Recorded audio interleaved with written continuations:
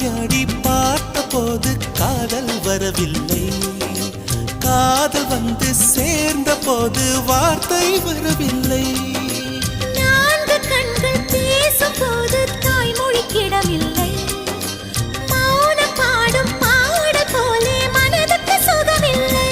மலர்களை எரிப்பது முறையில்லை, மௌனத்தை உடைப்பது சரியில்லை. மௌனத்தின் ஓசைகள் கேளாமல் வார்த்தைகள் புரிவது எளிதில்லை.